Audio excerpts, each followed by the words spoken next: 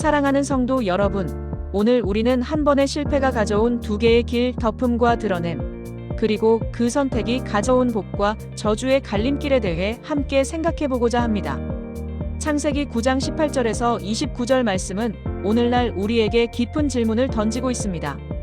홍수 심판 이후 노아는 인류의 새로운 시작을 여는 제2의 아담과 같았습니다. 그는 땅을 경작하는 땅의 사람이 되었죠. 그러나 의인이자 완전한 자라 불렸던 노아조차 평안함 속에서 방심하여 포도주에 취해 수치를 드러내고 말았습니다. 이 사건은 술 자체가 죄임을 말하는 것이 아닙니다. 홍수 심판이 세상을 정화했을지라도 인간 내면의 죄성과 연약함은 여전히 남아있음을 보여주는 장면이죠. 위대한 영적 승리 후에도 누구든지 무너질 수 있다는 것을 깨닫게 합니다. 아버지가 벌거벗은 채 장막 안에 누워있는 수치스러운 순간, 이 하나의 사건은 노아의 세 아들들에게 다른 사람의 허물과 약점을 어떻게 대할 것인지에 대한 피할 수 없는 선택을 요구했습니다. 첫 번째 길은 바로 드러냄의 길입니다. 성경은 함이 아버지를 보고라고 기록합니다. 여기서 보고라는 히브리어 라는 우연히 본 것이 아니라 의도적으로 주목하여 바라본 것을 의미합니다. 그리고 그는 단순히 사실을 전달한 것이 아니라 아버지의 수치를 조롱거리로 삼아 밖에 나가 퍼뜨렸습니다. 이러한 행동은 아버지의 존엄성을 침해하고 공동체의 신뢰를 깨뜨리는 불경죄였습니다.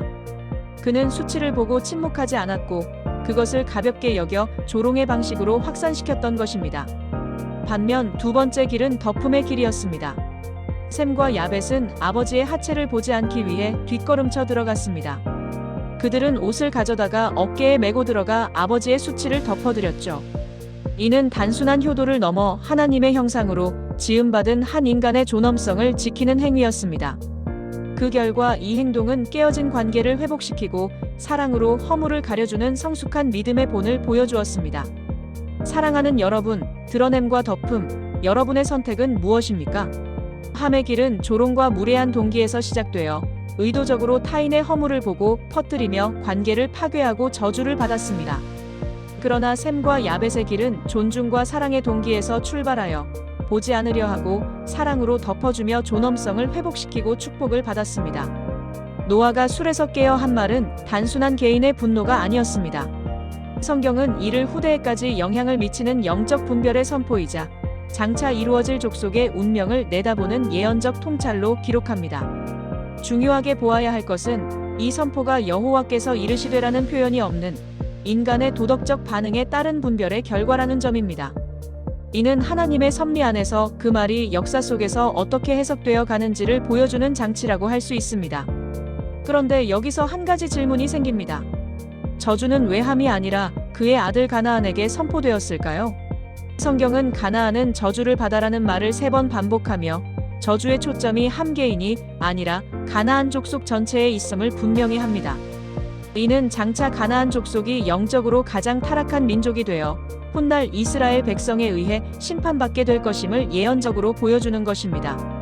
성경은 민족의 우열이 아니라 하나님 앞에서의 태도에 따라 복과 저주가 갈린다고 말합니다. 이 구절을 인종차별의 근거로 사용한 것은 명백한 역사적 왜곡임을 기억해야 합니다. 반면 셈과 야벳에게는 축복이 선포됩니다. 먼저 셈에게는 셈의 하나님 여호와를 찬송하리로다라는 축복이 주어집니다.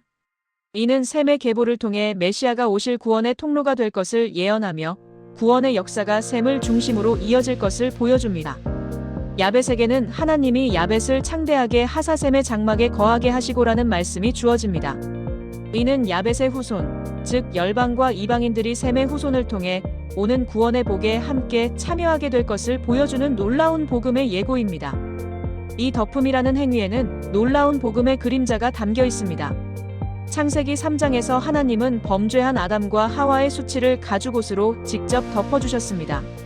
그리고 창세기 9장에서는 셈과 야벳이 아버지의 수치를 옷으로 덮어주며 하나님의 마음을 재현했죠. 궁극적으로 이 복음은 그리스도 안에서 완성됩니다. 베드로전서 4장 8절 말씀처럼 사랑은 허다한 죄를 덮는이라는 말씀의 원형인 것입니다.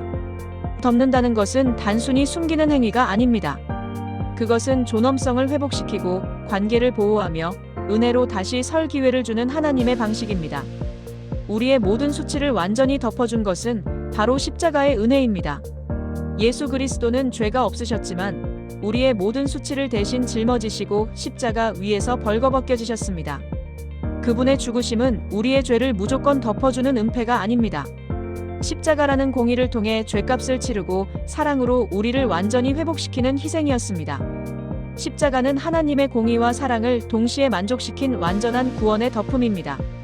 우리는 그 은혜로 정죄가 아닌 회복의 삶을 살게 되었습니다. 오늘날 우리는 어떤 갈림길에 서 있을까요? 밤은 아버지의 수치를 형제들에게 퍼뜨렸습니다. 오늘날 우리는 소셜미디어와 디지털 기기를 통해 클릭 한 번으로 누군가의 실수와 수치를 전 세계로 퍼뜨릴 수 있는 시대에 살고 있습니다. 우리는 매일 다른 사람의 허물을 마주할 때마다 선택의 기로에 놓입니다. 그 수치를 비판하고 소비하는 함의 길에 설 것인가? 아니면 덮고 회복시키는 셈과 야벳의 길을 따를 것인가? 이 질문은 우리 각자에게 주어지는 현대적인 과제입니다. 복음은 우리에게 명합니다.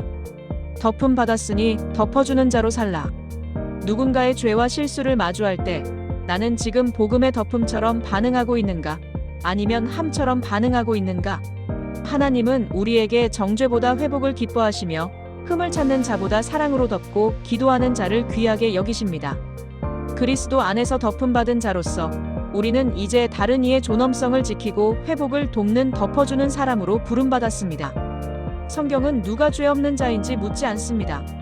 성경은 누가 죄 없느냐가 아니라 당신이 죄를 어떻게 다루느냐를 통해 복과 저주의 길이 갈린다고 말씀합니다. 우리의 의로움은 죄를 드러내는 데 있지 않고 그리스도의 사랑으로 덮어주는 데 있습니다.